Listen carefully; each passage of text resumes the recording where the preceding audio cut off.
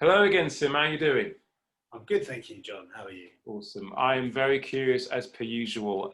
In our discussion on one of our videos, it was very obvious to me that you've got various books there that have inspired you, I'm sure, in some way regarding your campaign for your album.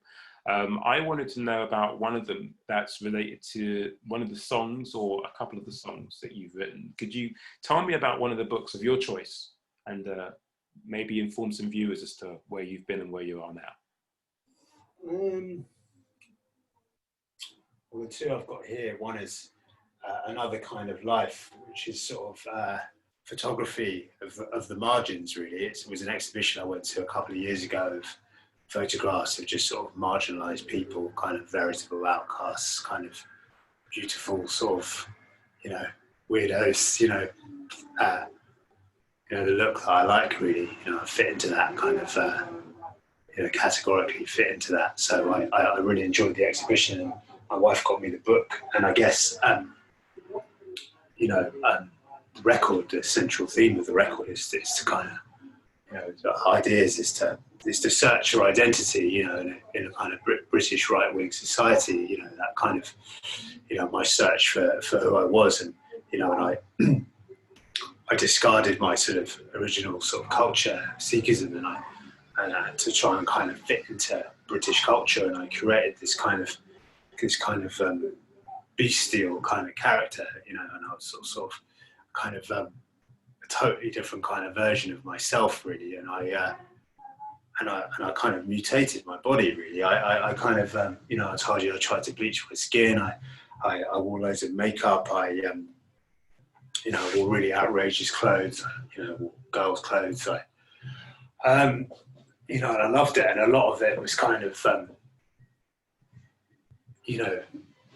the kind of fashion of rock and roll and bands and that tribal thing of, like, if you're into a certain kind of music, you all dress the same, so traditionally, I always sort of felt like you could tell by looking at someone what kind of music they were into, because, we'd all kind of dress the same,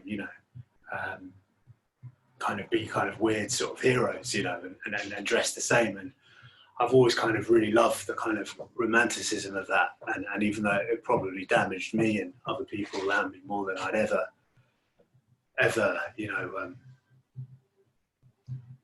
like to admit out of private settings, there's a part of me that romanticizes all that. And I suppose songs on the record that have been inspired by that, I mean, Beautiful Scum, which I did with Daisy Coburn, incredible singer, absolutely wonderful to work with her on the song. I kind of nicked the idea from Suede, who I think kind of, had all that kind of glamour, didn't they? All that kind of decadence and romance that I sort of love about rock and roll. And they had a song called Beautiful Ones, that they were going to call Beautiful Scum, but I'm guessing that probably Beautiful Ones is probably a bit more radio friendly.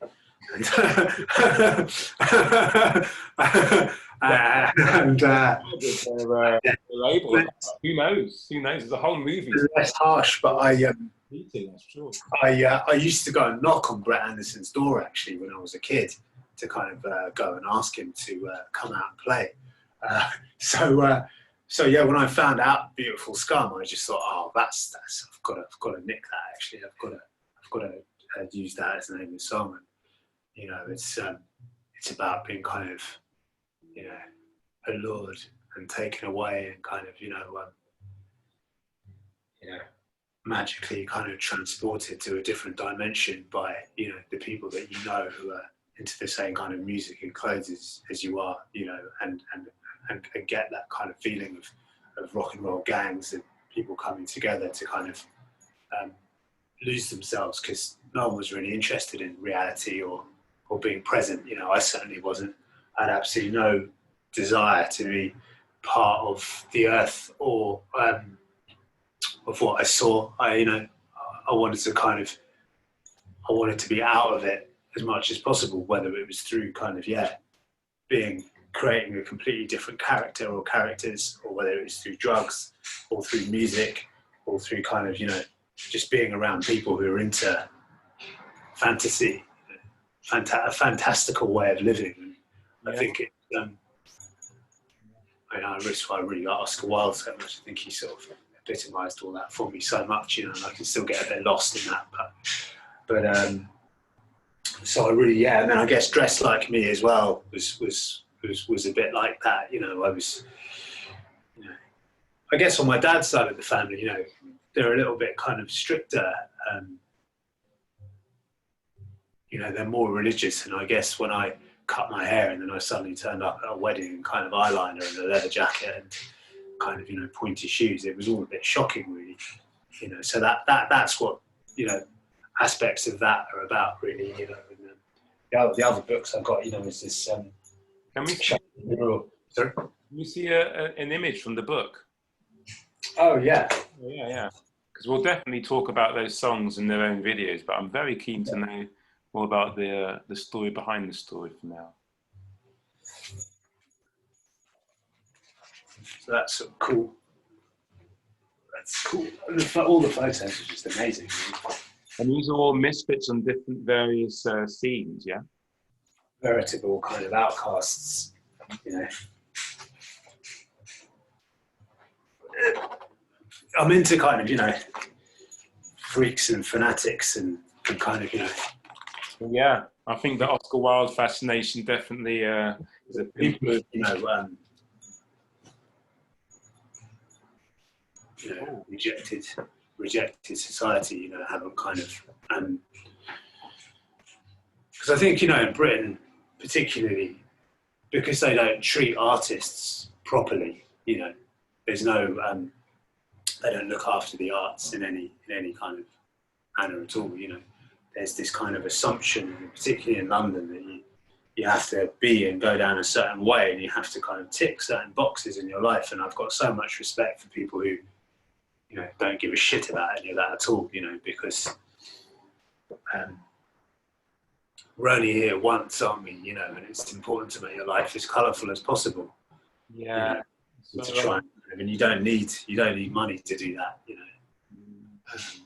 I know a band called Blue Statue who moved to Germany simply because of the cost of living and how they treated bands. I know another band called Leg Puppy who were ecstatic about going to Germany when they were touring because they were paid like a certain amount of money and they were given food and treated like, you know, like you kind of thought you would be when you were younger, you know, when you're in a band. Not like in a really, you know, everyone worshipping you way, but just like, okay, so it's my job. I can do this and not have to do another job.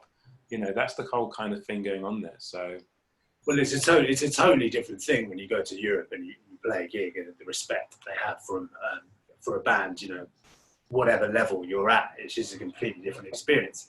You know, over here, you know, you're in a band, they give you, you know, 50 quid and a packet of crisps, you know, and you know, and that's kind of it. Yeah, you know? Very much so. Yeah, this has been a really, really good start. Thank you so much, Sim. If people don't know where to get your music, where can they get it?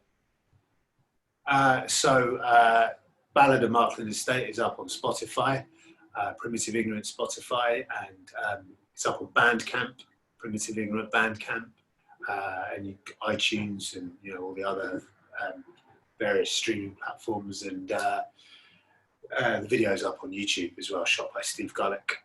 So you can grab it all there, and the album will be out in October, and there should be a pre-order link with this video to pre-order the album. Brilliant. Thank you so much, Sim. I look forward to talking to you again. It's been great. Thank you, John. Thank you.